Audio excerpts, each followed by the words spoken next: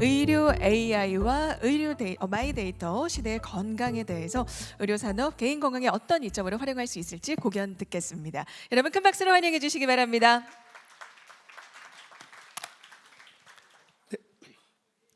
네, 안녕하세요. 소개받은 서울의대 김주환입니다. 이렇게 만나 뵙게 돼서 반갑습니다. 오늘 개인적으로 매우 행복합니다. 저는 이제 좀 보시다시피 연식이 조금 연자 두 분보다 좀 됐는데요.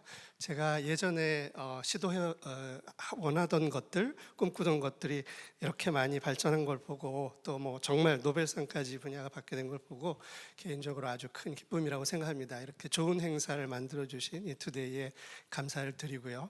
또 앞서 참석해 주신 모든 분들께 감사드립니다. 저는 개인적으로 조금 오늘 주제 중에 아마 의료에 관한 이야기도 많이 나오고 오늘 주제가 또 건강 이런 주제를 다루고 있어서 그런 것 같습니다. 저는 요즘 뭐 말썽이 많지만 의료계에 있고요. 저는 신경정신과를 전공한 전문이기도 하고, 그런데 이제 그건 이제 의료 쪽 커리어고, 개인적으로는 중학생 때는 여기 청계천 다니면서 라디오도 만들고 뭐 감전도 시키고 뭐 카튼 자동으로 연다든가 중학생 때 전자상가 다니고요. 그러다가 이제 8비트 컴퓨터가 나오죠. 애플 컴퓨터 나와서 8비트로 애플 베이직부터 시작을 해서 컴퓨터를 보면서 워낙 저는 또 휴먼 바이올로지 관심이 있었는데 원래는 이제 물리를 했었고요. 하여튼 뭐 복잡한데 그러다가 이제 컴퓨터를 보고 이게 우리의 미래다 이렇게 생각을 했습니다. 그런데 이제 외과대학 다닐 때는 아시다시피 잘 모르실 수 있군요. 의대를 가면 여러분들 수학 같은 건 다 잊어버립니다. 전혀 배우질 않다시피 해요. 그래서 제가 학과장 할 때 학부형들께 여러분 이공계에서 수학을 제일 못한 데기보다 안 가르치는 데였었죠. 지금은 많이 변했습니다. 그리고 저는 이제 정신과에서 신경정신과를 가고 브레인 이미징 애널리시스를 했고, 앞서 이진용 교수님 발표해 주신 뇌파도 QEG 시절에 리포트를 만들던 과정도 있고 자동 생성하는 그런 과정도 있었고요. 그러다가 컴퓨터를 아예 제대로 해야 될 것 같아서 유학을 가서 학위도 다시 하고 교수로 좀 있다가 귀국해서 한국에서 한 20여 년 이런 종류의 일을 하고 있습니다. 오늘 주제 제목을 헬스 아바타라고 썼는데요. 제가 2010년에 시작한 프로젝트입니다. 길게 보면 99년도에 그림을 그렸었고요. 이제 앞서서 굉장히 저 입장에서는 좋은 단어들이 많이 나왔어요. 아바타도 그렇고 또 뭐 에이전트 이런 용어들도 굉장히 최근에 익숙하잖아요. 저희 아바타라는 거는 뭐 개인의 모든 데이터를 자기 스마트폰으로 운영하는 시스템이고 거기에 분산형 에이전트들이 도와주는 시스템이다. 이런 주장을 2010년에 할 때는 좀 공상과학 수준이었고요. 지금은 좋은 방향이 아닌가 이렇게 생각을 합니다. 그래서 옛날 제목을 넣고 의료에서의 AI와 마이데이터에 관한, 그리고 그것을 의료에서 어떻게 어플라이 하느냐 뭐 이런 내용들을 조금 주제로 말씀을 드리려고 합니다. 제가 만들었던 몇 개의 회사가 있어서 좀 보여드렸고요. 이번에 뭐 노벨상을 받았습니다만 알파고가 바둑을 이겼을 때 그때 나왔던 카툰입니다. 뭐 우리나라가 노벨 문학상도 받았죠. 그만큼 이 작가분들이 항상 빠른 것 같아요. 그래서 2016년에 알파고가 나왔을 때 이런 카툰이 나왔어요. 다음 슬라이드가 있나요? 있군요. 제가 오늘 말씀드리는 순서인데요. 예를 들면 이런 얘기를 합니다. 2016년으로 돌아가시면 한 작가가 만화를 그렸는데 이런 식이면 머지않아 의학과 병원도 전부 기계로 대체되어 버릴지도 몰라. 그러니까 그렇게 하면 이제 공부한 게 다 무슨 소용이야 하고 좌절하고 있는 의과대학 학생인데, 그랬더니 옆에 있는 친구가 아니야, 당장 병원에서는 알파 MD보다 너를 더 좋아할 거야 그래요. 그래서 왜? 정말? 했더니 싸니까. 이게 이제 AI의 여러 가지 임팩트 중에 우리가 이 지능에 관한 얘기, 아까 지능 지수를 검사했더니 120 넘었다 이런 측면도 있지만, 사실은 그 다음 단계에서 산업적인 파급 효과가 굉장히 중요한 거죠. 사실 AI 노벨상 받으신 분들 보시면 아시겠지만 1970년대 말에 연구하신 분들이 받으신 거잖아요. 그러니까 그 자체의 아카데믹을 한 것도 있지만 오늘날 갑자기 회자되는 것은 이렇게 이투데이에서도 관심을 가져주시는 것처럼 산업적인 파급 효과라고 저는 생각을 합니다. 그러면 이제 아주 베이직 사이언스로부터 정말 몇십 년의 세월이 흘러서 뭐 최근에 뭐 4차 산업혁명 뭐 이런 얘기를 하는데 어떻게 변화해 왔는가 뭐 이런 관점을 좀 보면 사실은 의학에서 접목할 수 있는 부분들이 좀 있어서 제가 한번 뭐 저는 경제학은 잘 모르지만 한번 그려봤습니다. 예를 들면 밑에 그 슬라이드 그 텍스트가 있어서 좀 켜놓겠습니다. 예전에 대량 생산을 통해서 산업, 뭐 첫 번째 산업혁명이 나오죠. 그러면 그때 이렇게 어린아이가 있는 것처럼 인권에 대한 문제들이 생깁니다. 대량 생산을 하면서 우리가 생각하지 못했던 공업화를 통해서 인간 뭐 노동 착취, 소외 이런 문제가 나오고 위에 있는 마르크스 같은 사람들이 중요한 사회적인 역할을 하게 되고요. 두 번째, 그게 대량 생산의 시대입니다.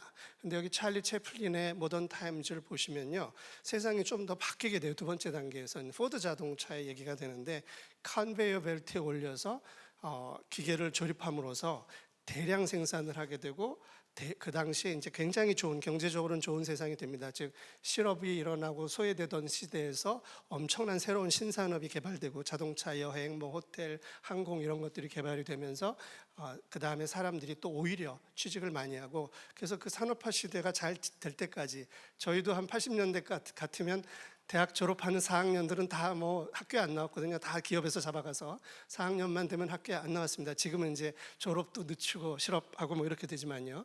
그러던 시절이 뭐 슈페터의 사진이 있습니다만 대량 혁신의 시대가 왔다 이렇게 생각을 하고 여기 보이는 그림은 뭐냐면요. 콜센터입니다. 콜센터를 왜 보여드렸냐면 굉장히 많은 직업이 자동화나 산업화에 의해서 사라져가고 있고 계속 늘어나는 게 콜센터였다. 한마디로 좀 축약해서 얘기하면 그래서 소위 빅테크 기업들이 뭐 페이스북, IBM, 뭐 구글 모두 다 뭐 이번에 생성형 AI가 그다 이제 그야말로 활용 점정을 찍는 건데 결국 콜센터에서 간단한 트리아지를 해주고 뭐 여행 계획을 짜주고 상품을 팔고 추천하고 이런 것들은 그 당시까지는 기계가 할 수 없었지만 이쪽이 늘어나는 것이 인건비에 부담이 되니까 이걸 또 줄일 수 있는 방법으로서 퀘스천 앤서 또는 뭐 챗봇 또는 지금처럼 이 생성형 AI 이런 것들에 대한 연구를 엄청나게 했고요. 실제로 혁신에 의해서 이 분야에서의 고용도 줄어들 상황에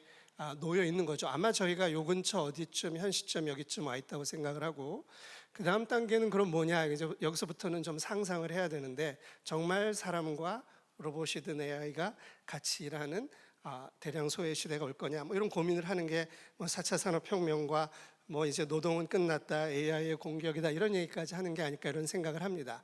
끝에다 제가 생산과 소비를 놓았던 것처럼 사실은 아무리 그래도 결국 소비가 없는 생산은 아무런 의미가 없거든요. 그러니까 인류는 어떻게 해서든 이 안에서 어떤 방법을 찾아낼 거다. 그게 뭐 기본소득이 됐던 무엇이 됐던 어느 방향으로 갈지는 저는 모르겠습니다만 이런 단계를 거쳐서 발전하는 게 아닌가 이런 생각을 하고요. 그 다음에 지금 산업에 관한 분들이 많으셔서 제가 사실 의료계에서 사용할 때 발표할 때 사용한 슬라이드인데 산업에 대한 그 개념이 좀 정리가 좀 필요해집니다. 잘 아시는 뭐 1차, 2차, 3차 산업 이렇게 나누면 뭐 이걸 아주 간략하게 얘기하면 1차 산업은 주변에서 뭐 여러 가지 리소스를 확보하는 겁니다. 에너지가 됐든 목재가 됐든 뭐 광물이 됐든 리소스를 확보하던 산업이고요. 채집 경제죠. 그 다음에 산업혁명을 통해서 제조합니다. 책상도 만들고 자동차도 만들고. 3차 산업은 서비스 산업이라고 하잖아요. 뭐 의료는 서비스 산업입니다. 사실 의료계에서 의료를 서비스 산업이라고 그러면 의사들은 좀 싫어해요. 연로한 선생님들은 내가 서비스하냐 이런 표현을 합니다. 우리나라에서 서비스라는 말이 조금 깎아내려져 있잖아요. 상대방한테 친절하게 하고 기분 맞춰주고 뭐 그러면 좀 낮은 거 아니냐 이런 식의 생각을 갖고 있죠. 그래서 의사들은 자신이 하는 일이 서비스 산업이라는 말을 듣는 걸 좀 싫어해요. 요즘 젊은 세대들은 안 그렇습니다. 그러나 서비스 산업의 정의가 잘못됐다. 서비스 산업은 그냥 기분 맞춰주고 이런 게 아니라 problem solving 테크놀로지를 통한 우리가 하는 일은 테크놀로지를 통한 거고요. 아니면 사람이 직접 하든 그런 problem solving이다. 결국 자원을 확보하고 물건을 만들고 어떤 서비스를 제공하는 것도 전부 그 사람이 가진 누군가가 어떤 단체나 개인이 가진 문제를 해결하는 거죠. 그렇다면 전기차가 중요하냐, 지금 자율주행차가 중요하냐, 우버와 같은 모빌리티가 중요하냐 이런 관점에서 보면 결국 모빌리티가 더 중요하겠구나 이런 생각을 할 수 있게 되고, 시간이 지나면 모든 산업은 서비스 산업에 종속될 수밖에 없다. 그러므로 부가가치는 뒤로 갈수록 제일 커지게 된다. 뭐 이렇게 되는 구조를 갖고 있다 이런 생각을 합니다. 요즘 오래전에 이런 강의를 드릴 때는 좀 실감이 안 가셨어도 요즘은 물류 인터넷에서 이렇게 뱅킹, 예를 들면 온라인 구매란 뭐다, 온라인 이커머스란 뭐냐 그러면 인터넷에 들어가서 물건을 검색하고 가격 비교를 하고 물건을 선택해서 장바구니에 놓고 클릭해서 주문을 하면 저쪽에서 접수를 받아서 창고에서 물건을 싣고 차에다 싣고 전국으로 날라서 1차, 2차 하역한 다음에 집으로 배달해 주는 거, 이렇게 생각하는 거는 기술적인 방법이고요. 그게 아니라 지금은 이제 예를 들면 쿠팡 같은 경우가 새벽에 오지 않습니까? 마켓카울리도 그렇고요. 심지어 예전에 마윈이 얘기하는 거는 2시간 딜리버리 서비스를 얘기하는 거거든요. 그러려면 그런 절차를 밟아서 뭐 신청하고 배달하는 방식으로는 2시간에 할 수가 없죠. 그러니까 어떻게 하냐면 이 동네에서 여의도 일대에서 오늘 매일 월, 화, 수, 목, 금, 토 몇 시 몇 분에 어떤 물건이 얼마나 주문되는지 이미 다 알고 있지 않습니까? 데이터가 쌓였으니까 그걸 보고 물류센터에서는 이미 트럭에 싣고 출발하는 겁니다. 출발하면서 내가 이거 선택하려고 띵동 하고 누르려고 하는데 벌써 벨이 띵동 누르면서 이런 거 주문하시려고 그랬죠? 이렇게 가는 거죠. 그래서 실제로 쉬지 않고 물류가 미리 예측해서 돌아가는 것. 그러면 데이터와 AI를 통해서 가는 거죠. 그러면 이제 그렇게 하면 2시간대 배송이 가능하다고 보는 거고, 그러면 신선 식품의 배송까지 끝나게 되면 사실 리테일 서비스 전체가 사라질 수도 있다. 이렇게 보시는 게 되겠습니다. 제가 좀 길게 말씀을 드렸는데 의료에도 그런 문제가 있습니다. 그 의료는요, 이게 굉장히 복잡한 모델이 섞여 있죠. 전통적으로는 이런 클리닉 하나 놓고 의사, 간호사, 환자하고 이렇게 친밀하게 이런 이야기 해가면서 할머니 어디가 아프셔서 오셨어요, 이렇게 돌봐주던 거였는데 오늘날의 의료는 이렇게 됐습니다. 대량 생산 체제로 바뀐 거죠. 그러면 이제 1000병상, 2000병상, 3000병상을 얘기하거든요, 지금. 그래서 점점 키우고 환자를 컨베이어 벨트에다, 한국 의료는 이렇습니다. 미국은 아직 조금 다르지만요. 점점 한국식 모델이 오히려 전파되고 있고, 환자를 컨베이어 벨트에다 앉혀놓고 착착 이동하면서 의료는 물건을 한 3000가지 정도의 중간 제품을 미리 만들었다가 이 환자한테는 이걸 주고 저 환자한테는 저걸 주고 하는 식으로 이렇게 주고 있는 일종의 물류 체계로 바뀌었어요. 의료가 서비스 체계가 아니라 물류 시스템입니다. 그래서 제가 가장 많이 했던 비평이 우리나라의 의료 정보 시스템, 아까 EMR을 포함한 처방 전달 시스템 이런 것들인데, 그런 것들은 프로블럼 솔빙을 하거나 헬스 케어를 전달하는 게 아니라 미리 만들어진 기성 제품을 몇천 개 가지고 있다가 환자하고 매칭해서 제공해주는 고도의 물류 체계로 바뀌었다. 그러므로 한국에서는 이피션시를 따질 뿐이지, 더구나 우리나라 의료 보험제도 때문에 그 아웃컴, 그런 서비스를 받아서 환자가 건강이 정말로 더 좋아졌는지 더 행복해졌는지를 따지는 것 같은 아웃컴에 대해서는 고려하지 않는 현재 우리나라 소위 행위별수까지의 체계가 있습니다. 그러다 보니 제도하고 맞물려서 고도로 빠르게 효율적으로 돌아가는 물류 체계가 됐죠. 그러니까 병원은 지금 환자를 빠른 속도로 보는 것 외에는 수익을 올릴 수가 없어요. 조금 의료에 대한 변명을, 요즘 의료 사태가 있는 것 때문에 제가 그래도 담당자로서 저희 학교 학생들 다 지금 휴학 중이거든요. 말씀을 드리면 의료는 지금 우리나라 의료의 문제점 하나 말씀드리면요, 이렇게 되어 있습니다. 의사가 어떤 식으로든 병원이 의사하고 병원은 다르고요. 병원은 경영자고 의사는 실제 일을 하는 사람이죠. 그러면 이제 병원에서 수익이 올라가는 방법은 환자에게 약을 주거나 사진을 찍거나 피를 뽑거나 주사를 놓거나 하는 것밖에는 없어요. 즉 어떤 행위를 할 때마다 행위별로만 수가가 되거든요. 그 결과 엔드 아웃컴에 대해서 어떤 평가도 하지 않는 의료 체계입니다. 그러다 보니까 물류 체계로 발전할 수밖에 없는 거예요. 빠르게 제품을 제공하는 거예요. 그러다 보니까 전공이 이런 젊은 의사들을 갈아 넣어서 계속 빨리 돌리는 겁니다. 그러니까 여러분들께서 좋은 점은 의료 서비스가 굉장히 빠르죠, 한국은 가면. 근데 가면은 왠지 컨베이어 벨트에 이렇게 앉아 있는 것 같은 느낌이 들지 않으세요? 그게 이제 저비용 구조를 유지하면서 그런 구조로 가는 겁니다. 근데 이제 아마 이 사태가 어제도 이런 질문을 받았는데 언제 끝나냐 그래서 내년 2월까지는 그냥 무조건 가고요. 안 끝나고 내년 2월에 3월에 들어오는 신입생도 제가 보기에는 같이 휴학합니다. 그럴 확률이 굉장히 높아서 내년 2월까지는 별로 기대하지 마시라 이런 표현을 드리고요. 그 말씀은 한국의 의료가 고도의 대량 생산, 대량 공급 체계를 갖췄기 때문에 빠르고 싸게 돌아가는 건 성공을 했어요. 근데 이제 선진국으로 가려면 양질의 고급 의료 서비스를 제공해야 되거든요. 그리고 여기서 IT가 엄청나게 기여를 했어요. 3천 병상을 운영하려면 돌아가지 않습니다. 이런 그 물류 체계 없이는. 그래서 한국이 또 이런 AI나 뭐 빅데이터 이런 걸 가지고 의료도 어떻게 바꿔갈지는 잘 모르겠습니다. 그러나 또 길을 찾겠죠. 그리고 이제 저희가 3단계 정도에 왔다면 우리가 생각하는 이런 거죠. 우리가 생각하는 거는 이런 클리닉이 500병상, 1000병상 가더니 지금 3000병상 맞다. 그러니까 점점 커져서 1만 병상으로 가는 거 아니냐. 이렇게들 많이 상상을 하시거든요. 근데 그게 한계에 다다랐다는 게 이번에 소위 MZ 세대인 젊은 친구들이 선생님 저는 이러면 못할 것 같아요. 그러고 나왔거든요. 저한테 그렇게 얘기합니다. 이 상황에서는 할 수 없을 것 같아요. 그래요.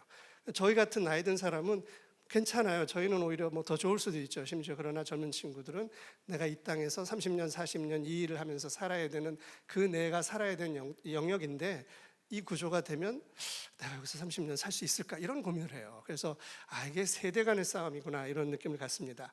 그래서 아마 좀 바뀔 거라고 생각을 하고요. 바뀐다면 미래 의료가 이렇게 만병상으로 가는 게 아니라 뭔가 이렇게 되고 분산되고 자율주행되고 우버처럼 되고 서비스 프로블럼 솔빙의 구조로 가고 분산의 구조로 가는 방향, 다른 방향도 있거든요. 그건지 어느 건지 정확하게는 모르겠다는 말씀을 드립니다. 실제로 저희가 정보 시스템을 봐도 이래요. 이 클리닉 시절에는 이렇게 종이 차트 운영했죠. 저는 이때 뛰어들어서 이 일을 한 사람인데 병원은 이런 이제 중앙 서버를 통해서 고도의 전산화, 요즘은 클라우드 이렇게 갑니다. 그러다가 3단계로 오면은 소위 빅데이터와 인공지능의 시대가 되고 좀 보기에는 평화로워진 것처럼 보이는 구조죠. 저는 아마 4단계에서는 좀 더 뭐 조합화되고 분산되고 이런 구조가 아닐까라고 개인적으로 생각은 하는데 그 부분은 정확하게 모르겠습니다. 즉 정보 체계 자체도 변해왔다. 그러면 이제 저희 같은 사람이 꿈꾸는 정보 체계는 무엇인가? 여기 밑에 있는 건 이때는 뭐 얼굴을 마주보고 하는 거고 이때는 주로 오퍼레이션이 중요한 겁니다. 돌리는 거죠. 아까 물류 체계를 돌리는 것처럼. 그 다음에 현대 세계는 분석과 AI, 빅데이터 이런 것들이 중요한 세상이 되고 나중에는 아마 자율적이고 공동체가 되는 게 아닌가. 그리고 사실은 이때 대장이 IBM, 마이크로소프트, 그 다음에 이 시대로 넘어가면서 대장이 인터넷 중심의 구글, 그 다음에 모바일 스마트폰 넘어가면서 대장이 애플, 그 다음에 뭐 여러 개의 회사가 경쟁하고 있지 않나 이런 걸 보시는 것도 좋은 그림인 것 같습니다. 이건 제가 좀 생략을 하겠습니다. 제가 컴퓨터를 하면서 제가 옛날에 애플부터 했기 때문에 이런 말씀을 좀 드리려고요. 제가 보면 한 25년, 20년 사이로 큰 그 리프가 있었다, 발전이 있었다 이렇게 생각을 합니다. 그리고 여기 쓴 것처럼 IT라는 산업의 특성이 굉장히 어려운 부분을 하나 갖고 있어요. 뭐냐면 독점 게임이라는 겁니다. 누군가가 독과점을 하게 돼 있어요. 다른 산업과 달리 독과점을 하게 되죠. 앞서서 하정우 소장께서 소버린 AI를 얘기하는 거는 그만큼 다급한 거죠. 이게 빅테크에 독점될 가능성이 너무 높고 뭐 사실은 뭐 오퍼레이팅 시스템이라든가 인터넷이라든가 요즘의 클라우드 이런 것들 뭐 칩들도 그렇고요. 그게 독점될 가능성이 많죠. 그래서 저는 역설적으로 IT 산업의 발전은 복사를 막는 것을 핵심으로 그 기술을 개발할 때마다 발전이 있었다 이렇게 생각을 합니다. 예를 들면 IBM의 메인프레임 컴퓨터 시대가 있었습니다. 이때는 메인프레임이니까 이거 뭐 복제할 수가 없어요. 뜯어갈 수도 없고 그러니까 소프트웨어는 그냥 끼워서 파는 겁니다. 빌 게이츠도 IBM에 도스를 공급하고 이랬고 IBM 컴패티블 그냥 나눠줬죠. IBM 입장에서 이거 별로 중요하지 않다 이렇게 생각을 해서요.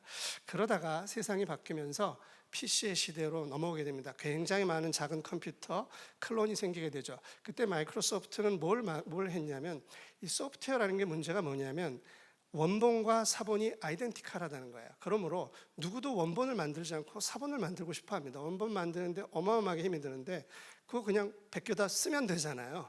그러니까 사본을 만들고 싶죠. 그러다 보니 원본에 투자가 안 일어나는데 스마트한 빌 게이츠는 새로운 개념을 만들어냅니다. 불법 복제라는 개념을 만들죠. 불법 복제라는 말을 많이 들으셔서 너무나 익숙하시지만 옛날 조선시대에는요. 남의 책이 있으면 좋은 책이 있으면 책을 가져다가 필사해서 나누는 게 미덕이었습니다. 그렇죠? 그러니까 불법 복제가 아니라 이 지식은 널리 보급하는 게 훨씬 좋은 일이라고 생각했고 미덕이었는데 이게 불법화되는 거죠. 그건 이제 인쇄 산업화하고 대량 생산하고 관련이 있는데 소프트웨어는 순식간에 복제할 수 있으니까 PC 시대에 들어오면서 빌 게이츠는 소프트웨어를 복제하는 것은 불법이다. 뭐 이런 개념을 이제 오픈 소스 지형과는 좀 다릅니다. 이런 걸 만들면서 발전합니다. 그리고 나서 인터넷 시대가 와요. 90년대 95년에 인터넷이 상용화 되면서 인터넷 시대가 되면은 그 다음에 대장은 구글이에요. 구글은 그러면 어떻게 막았냐? 구글은 서버 사이드로 가는 겁니다. 구글은 앞에 아무것도 없어요. 다 우리 같은 엔지니어 한 몇천 명이 뒤에 있고요. 사람들은 각각 지나가면서 서비스를 사용하고요. 지금 뭐 네이버도 그렇겠죠. 그리고 우리는 서버에 있고 엔지니어가 모여 있기 때문에 사실 구글의 내부는 들여다볼 수가 없죠. 그러니까 복제할 수가 없는 거죠. 복제할 수 없는 산업 구조를 만들어내고 거기서 뭐 광고라든가 여러 가지 트랜잭션을 기반으로 한 비즈니스 모델을 만들어서 구글이 1등이 되게 됩니다. 그 다음 시대는 모바일 시대죠. 스티브 잡스가 그 전에도 여러 가지 시제품들이 있었지만 스마트폰을 던지면서 모바일 시대가 오면 이때부터는 어떤 게 달라지냐면 모바일은 사실은 저는 이렇게 봅니다. 소프트웨어 하드웨어가 인테그레이션 됐다. 사실상 로봇에 가깝다. 그러므로 복제하기가 힘들어진다. 뭐 이런 생각을 합니다. 지금 AI도요. 생성형 AI는 데이터하고 알고리즘이 합쳐진 형태예요. 상당히 괴롭습니다. 예전에는 알고리즘은 알고리즘, 데이터는 데이터였어요. 근데 요즘은 트레이닝하면 그 안에 데이터를 너무나 모델이 커지니까 데이터를 딱 웨이트 형식으로 기억하고 앉아 있잖아요. 그러니까 아무리 트레이닝을 보완을 해도 모델 안에 데이터가 들어가는 겁니다. 이게 이제 굉장히 골치 아픈 부분이 되고 그럼으로써 복제 막는 기술을 만들고 대체로 이런 것들이 15년 정도의 텀을 두고 생깁니다. 한번 시간을 계산해 보시면 아시겠죠. 그럼 그 다음 세대는 뭐냐? 그 다음 사실 이 정도 단계에 와 있는 거죠. 그 다음 단계는 뭐냐? 아마 이런 정도의 단계로 갈 거라고 생각합니다. 그래서 계속 사실은 모노폴리 게임을 계속 이어가고 있다 이런 생각을 하게 되고 문제는 모든 서비스업이 특히 이 무료, 물류, 미디어 이런 것들이 점점 3차 산업인 서비스업, 지금 4차 산업이라고도 할 수 있고요. 테크에 기반한 서비스업에 종속될 거다. 한국은 놀랍게도 세계 5대 제조업에 1등, 1, 2등 하는 대단한 나라인데요. 항공만 빼고요. 그런데 이게 좀 정리가 되고 나면은 사실은 최종 프로블럼 솔빙 하는 사람이 모든 이윤을 가져가게 되기 때문에 지배하게 되기 때문에 굉장히 어려운 처지에 놓일 수 있다 이런 생각을 해봅니다. 그러다 보니 이제는 굉장히 규제하는 세상으로 들어온 것 같습니다. 얼마 전에 메타가 유럽 데이터 서버를 미국으로 옮겼다고 해서 조 단위의 벌금을 물리기도 했고요. 현재 국제 정세도 있지만 이렇게 이제 여러 가지 알고리즘이나 이런 것들, 데이터에 관한 것들을 규제하는 세상이 됐죠. 이건 제가 어떤 언론에 썼던 글인데요. 의료에 대한 얘기로 좀 넘어가겠습니다. 의료의 문제는요, 대단히 원시적인 거에서부터 대단한 하이테크까지 다양하게 섞여 있습니다. 그리고 의료는 이런 문제가 있어요. 여기 많은 분들이 젊은 분들이신데요. 젊은 분들은 의료를 모르세요. 죄송하지만 이게 의료의 어려움이에요. 의료 산업화가 어려운 것 중에 하나가 뭐냐면 의료는 병원 언제 가냐면 10살 이하에 가고요. 태어나서부터 출산해서부터 10살까지 병원에 엄청나게 갑니다. 그 다음에 한 45세 이후부터 병원에 가요. 그러니까 15살부터 45살까지는 병이 없어요. 특히 남자들이 문제예요. 여기도 중년 남성을 내놓은 게 뭐냐면 여성분들은 애들을 데리고 소아과에도 가고요. 출산 문제 때문에 또 산과도 가고 그리고 여러 가지 가족의 건강을 챙기고 노모도 살피고 하면서 여성분들은 의료의 중요성을 잘 알아요. 그래서 여자분들이 조금 더 의사를 좋아해요. 근데 남자들은 도대체 이게 뭐 하는지도 모르겠고 15살부터 45살까지 새까맣게 입고 있다가 갑자기 주변에 이제 건강 문제들이 좀 나타나면 친구들하고 만나서 하는 대화의 상당 부분이 건강에 대한 얘기가 나옵니다. 그러면 문제가 뭐냐면 너무나 아는 게 없다는 거예요. 의료에 대해서, 건강에 대해서, 자신의 신체에 대해서, 정신 건강에 대해서. 그리고 근데 본인 자신은 대단히 인텔리전트하고 갖출 걸 다 갖췄고 모든 문제를 내가 해결할 수 있는 사람인데 의료 얘기만 나오면 갑자기 작아지는 거죠. 그래서 이제 의사 선생님한테 물어보는데 문제는 뭡니까? 의사가 뭐라고 얘기를 하긴 하는데 알아들을 수도 없고 용어도 복잡하고 하는 말마다 다 다르고 그다음에 지킬 수 없는 것만 얘기를 해요. 예를 들어 알 수 없는 게 너무나 많습니다. 여기에 이런 검사 같은 것도 하긴 했는데 했다고 뭘 한 건지도 잘 모르겠고 결과도 잘 알려주지도 않고 아까 검진한 데이터를 해석해주는 AI도 만드셨잖아요. 검진 많이 받아보셨지만 검진한 다음에 별로 정보를 안 제공해주죠. 갑갑하죠. 그 다음에 뭐 이제 여러 가지 걱정을 하고요. 그럼에도 불구하고 또 어떤 문제가 있냐면 이게 의료 시스템이라는 게 굉장히 다른 의료하고 예를 들면 이런 얘기를 드려야 되겠네요. 예를 들면 군대에 가면은 의사는 군의관으로 가고 법을 한 사람은 법무관으로 가잖아요. 둘이 비슷하다고 생각하시잖아요. 아닙니다. 엄청나게 달라요. 군의관이요 전방에 가요. 군의관은 현장에 있어야 돼요. 그렇죠? 전투 지역까지 따라 들어가야 돼. 다친 병사를 치료해야 되니까. 법무관은 전부 후방에 있어요. 그렇죠? 그 전방에 들어갈 이유가 없잖아요. 그만큼 의료는 현장에서 일하는 사람이거든요. 그런데 그러다 보니 그다음에 이런 게 있죠. 법을 하는 사람을 인생에서 몇 번 만나세요? 변호사나 판사를 만나시나요, 여러분들? 보통 사람은 거의 안 만납니다. 1년 평생에 한두 번. 근데 의사는 수시로 만나야 되잖아요. 그러니까 의학이라는 건 우리의 일상생활에 끼어 있는 거죠. 그러다 보니까 중요해요. 중요해서 내가 좀 알아야 돼요. 리터러시가 필요한데 사실은 아까 15에서 45까지 병원에 안 가니까 극도로 리터러시가 떨어질 수밖에 없어요. 필요가 없었으니까. 그리고 병원들도 그런 식으로 발전해 있습니다. 그래서 병원마다 데이터 다 달라요. 심지어 연세대학하고 서울대학에서 쓰는 약도 다르고 심지어 용어도 달라요. 의사가 뭐라고 말하고 얘기하는데 알 수도 없고 뭐 그다음에 말도 그래요. 뭐 이런 얘기입니다. 포타지움 수치가 높으니까 음식을 조심하래요. 말은 좋은데 조심을 구체적으로 어떻게 하는지는 알 수가 없어요. 그렇죠? 그러니까 뭘 어떻게 하라는 얘기지? 음식을 먹을 게 하나도 없잖아요. 그래서 정확하지도 않습니다. 그러니까 명확한 얘기를 해주지도 못해요. 의료계는 사실은. 왜냐하면 이게 정확한 인스트럭션이 나오기가 좀 어렵게 돼 있습니다. 상황 자체가 복잡해서. 그리고 환자가 또 거기까지 알아듣질 못하잖아요. 생물학이나 이런 걸 다 아는 게 아니니까 설명해 주기도 힘들고 그러다 보니 지식이 거기까지 발전하지도 않았어요. 그래서 제가 우스갯소리를 이렇게 얘기합니다.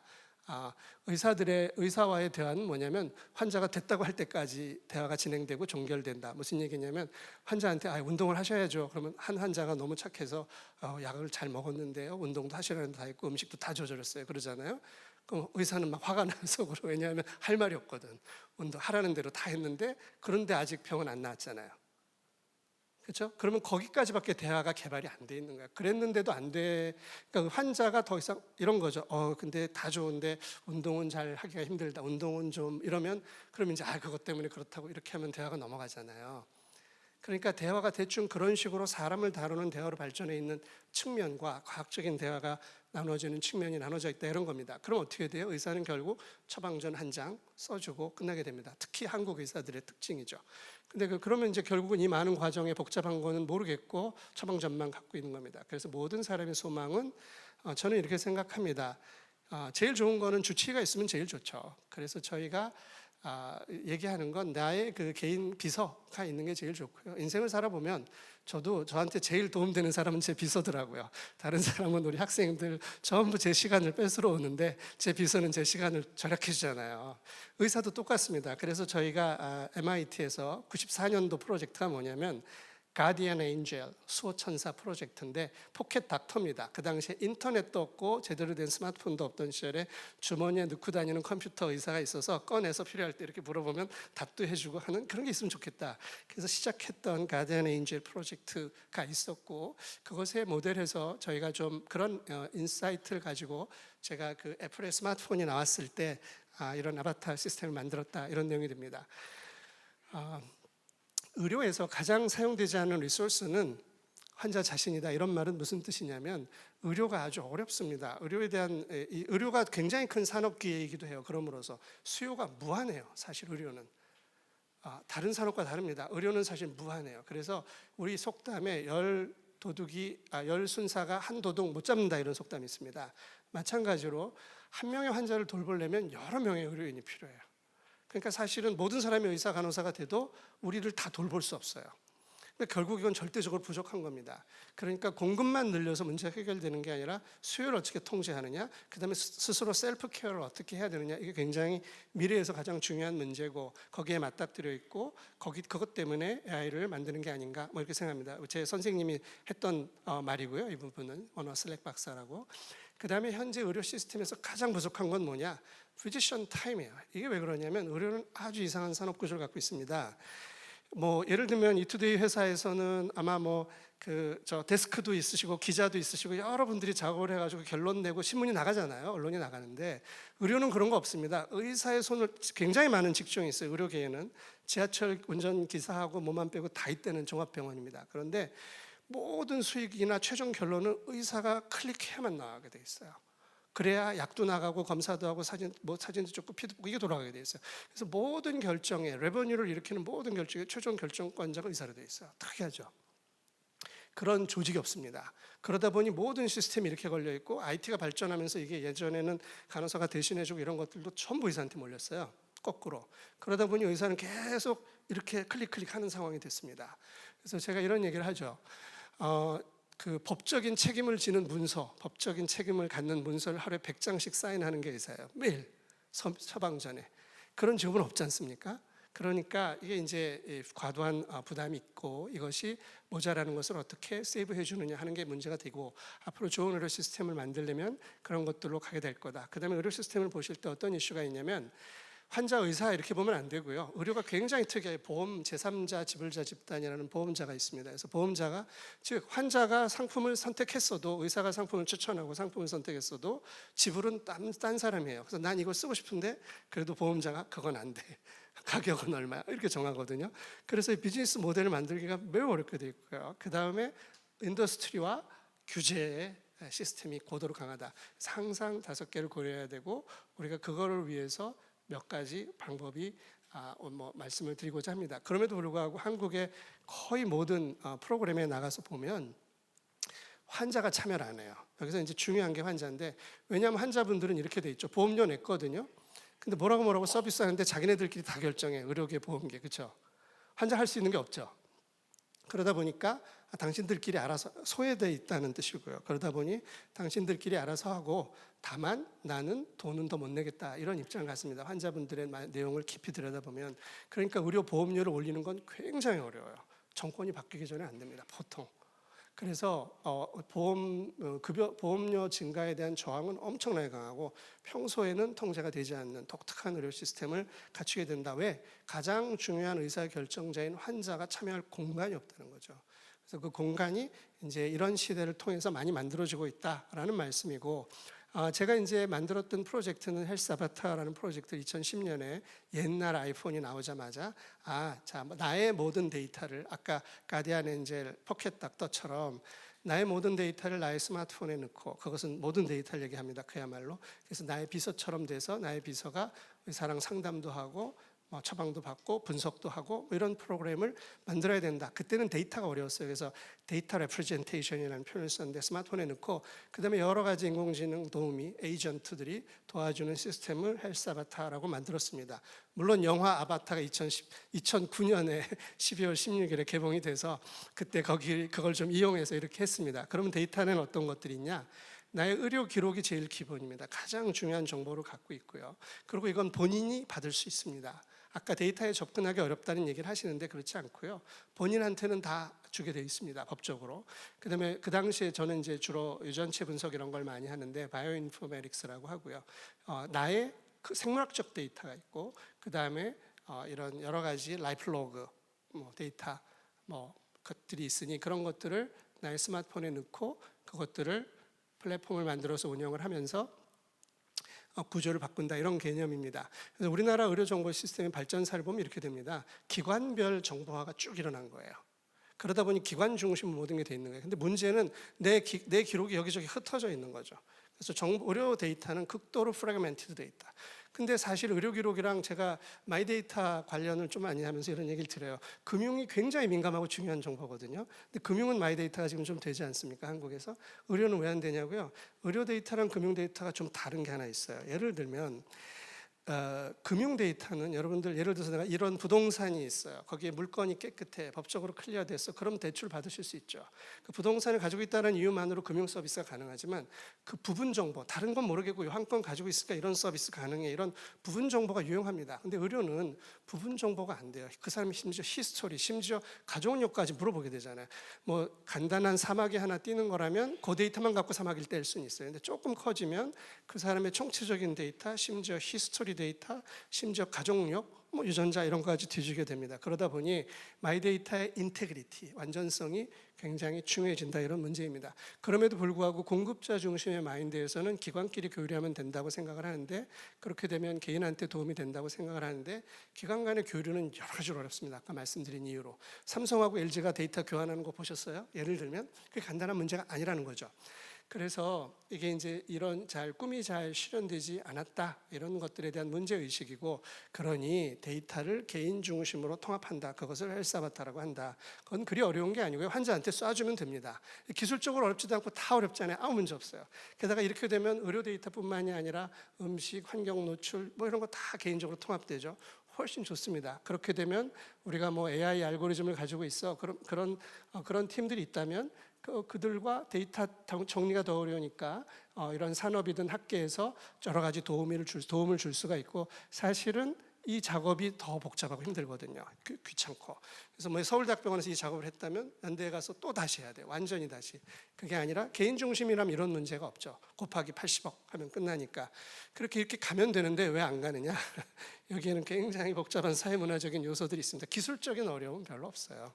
근데 정보에 본인이 주체가 돼야 되고요. 보내면 어떻게 될 것 같으세요? 병원에서 환자한테 정보를 줘라.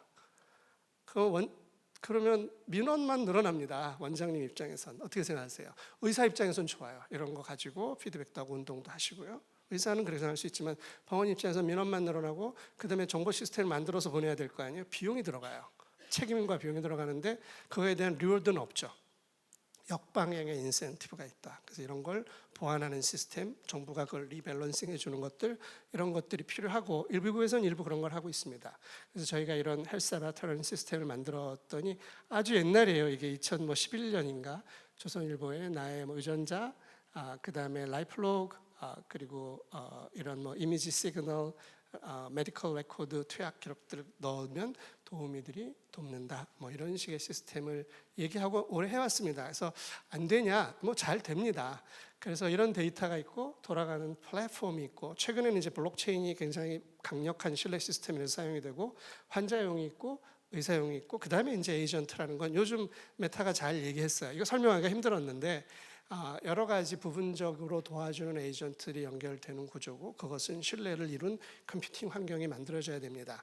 전문적인 용어로는 에이전 스피어라고 하는 건데, 사실은 여기까지 가려면 쉽진 않겠죠. 그래서 이제 간단하게 만들고 운영을 해왔다. 우리나라에서는 마이데이터 얘기 조금만 드릴게요. 오늘 마이데이터 얘기가 있으니까. 한국이 굉장히 독특합니다. 한국이 마이데이터에서 세계 1위예요. 지금 가장 잘하고 있어요. 잘하는 건지 약점도 있는지는 좀 문제는 있겠습니다만, 한국은 독특하게도 법제화를 통해서 마이데이터래요. 유럽 사람들이 2011년에 마이데이터라는 개념을 만들고, 그 다음에 그걸 정부에서 보고 와서 퍼뜨리면서 법제화를 했죠. 특히 데이터 3법, 개망신법이라고 하는 겁니다. 개인정보보호법, 망법, 그 다음에 신용정보법이 개선이 됨으로써 지금 사실은 신용정보관리법이 만들어졌고요. 그 다음에 개인정보로 가장 중요한 게 두 가지 얘기합니다. 하나는 금융, 하나는 의료죠. 정치가 가장 크고 프라이버시 문제가 있고 부가가치가 가장 큰 두 개를 얘기하고, 금융에서 먼저 진행이 됐고요. 이게 이제 압력이 가서 복지부에서는 사실 조금 거부감이 있어요, 여기에 대해서. 왜냐하면 의료에 여러 가지 또 다른 측면들이 있기 때문에 그렇습니다. 근데 마이 헬스웨이라는 시스템을 만들어서 플랫폼을 만들고 이런 것들을 운영하고 있죠. 이게 한국의 아주 독특한 현황이다, 이렇게 요약을 드릴 수가 있고, 이제 얼마 전에 의료계에 여러 가지 사건이 있었는데, 예를 들면 수술장에 CCTV를 걸고 이런 문제가 생겨요. 골치 아프죠. 그래서 저희가 이런 거 만들었습니다. 저희는 디옵티컨이라고 하는데, 사람은 무조건 사라져요. 컴퓨터 안에서 AI 프로세싱을 해서 사람을 디텍션한 다음에 사람은 무조건 못 찍는 카메라. 왜 이런 걸 만드냐면, 자율주행차나 이제 카메라 너무 많아졌잖아요, 그렇죠? 위험하죠. 의료도 심각하거든요. 배를 열고 수술을 하는데, 이게 이 영상 도둑 맞고 이거 해킹 사건도 엄청나게 많습니다. 그러면 거꾸로 기계, 고정된 CCTV는 아예 사람을 법적으로 찍을 수 없다. 저는 아예 그렇게 기계를 만들어야 된다고 생각을 하는데, 잘 만들었는데 전혀 비즈니스 모델은 찾을 수가 없더라고요. 그래서 하여튼 예를 들면 이런 전혀 역방향의 생각도 좀 필요하다는 거고, 이제 LLM은 당연히 많이 쓰게 되죠. 특히 정신과 영역에서 많이 사용하고 있고, 저는 이렇게 생각을 했습니다. 저는 바이올로지 쪽에 정보를 주로 많이 다뤘기 때문에 의학에서 전반적인 진단을 하거나 의사를 대체하는 건 아직까지 기술적인 한계가 많고요. 그럼에도 불구하고 의사가 도저히 하기 힘든 약물 상호작용 이런 거 있어요. 약을 두 가지를 같이 먹으면 어떻게 돼요? 이런 거 의사가 기억할 수 없잖아요. 5천 곱하기 5천의 테이블을 외워야 되니까 3개 섞으면 더 어렵고 그런 걸 포함해서 유전자, 약물의 상호관계 등등. 아까 약을 줘도 약 이름을 보고도 무슨 약인지 모르고 드시죠? 다들. 약국에 가면 복약지도라는 개념이 있습니다. 그게 2조 이상의 예산을 지출하고 있는데 약사가 환자한테 약을 설명하는 거예요, 원래.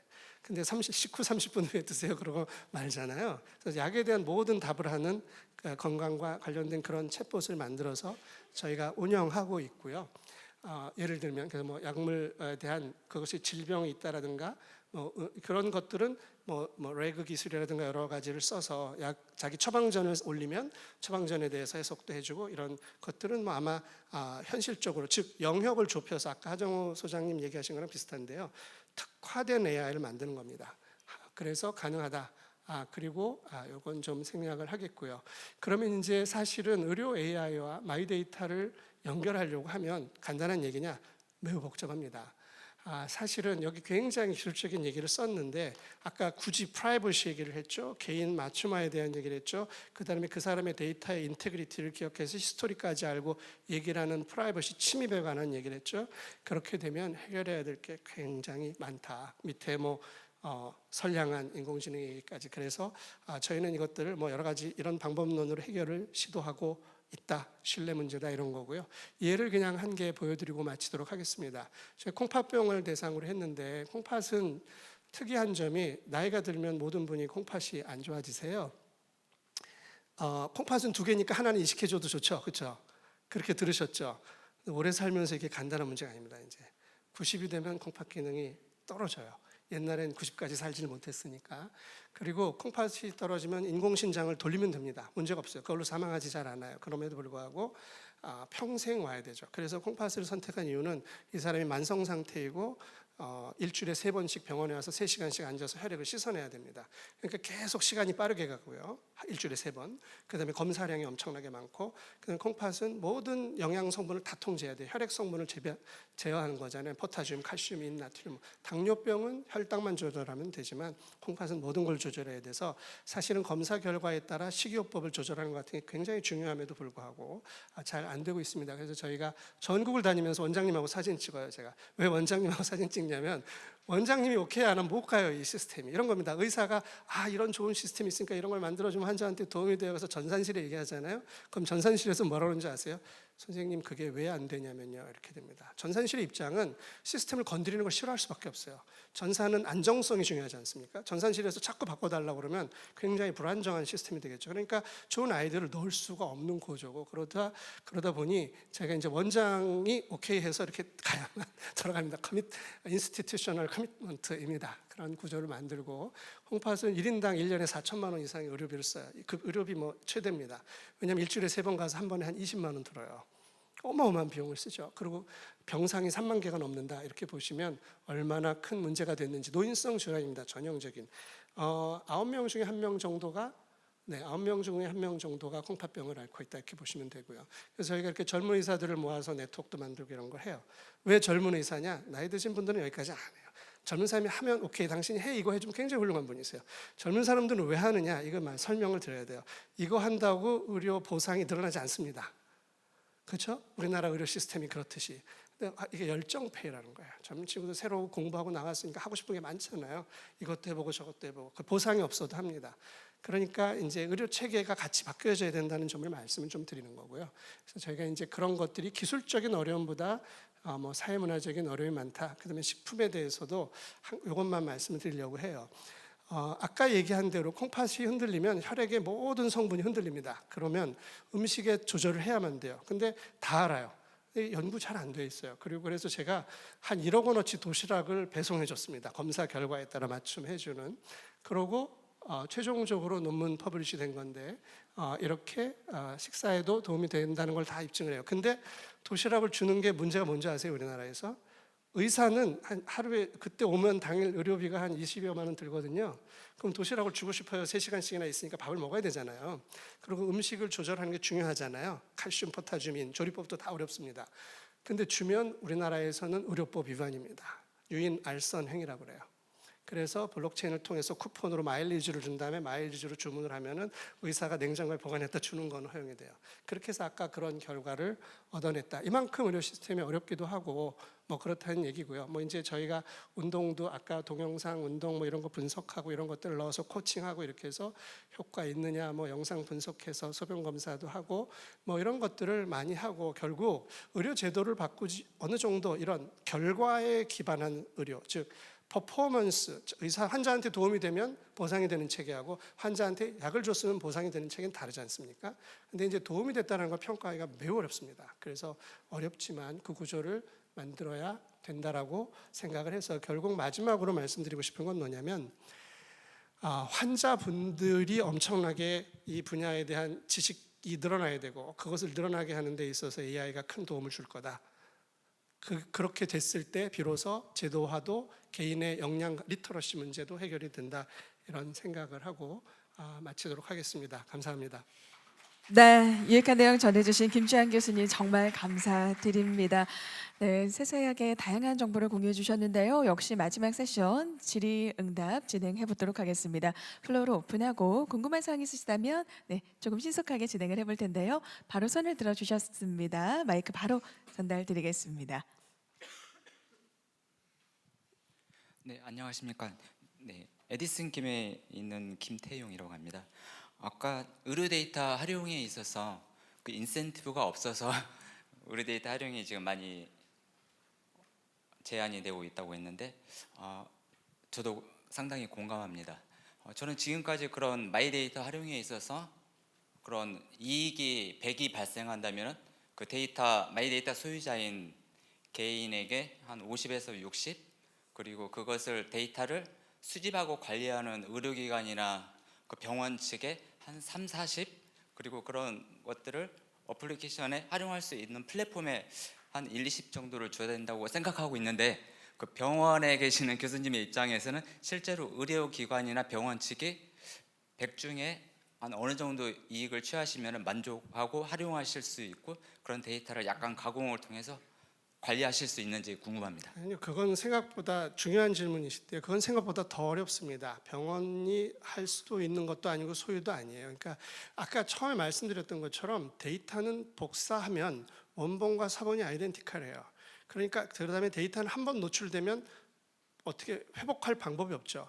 물건은 도둑 맞았으면 다시 찾아올 수 있을 수도 있지만 데이터 디지털 에셋이라는 것은 근본적으로 그게 안 되기 때문에 이 데이터를 누가 가지고 이걸 얼마 쓰면 나누고 하는 이 일이 저는 근본적으로 안 되는 일이라고 생각을 합니다. 우리나라 왜 데이터 마켓플레이스를 만들어서 뭐 하잖아요. 사고 판다.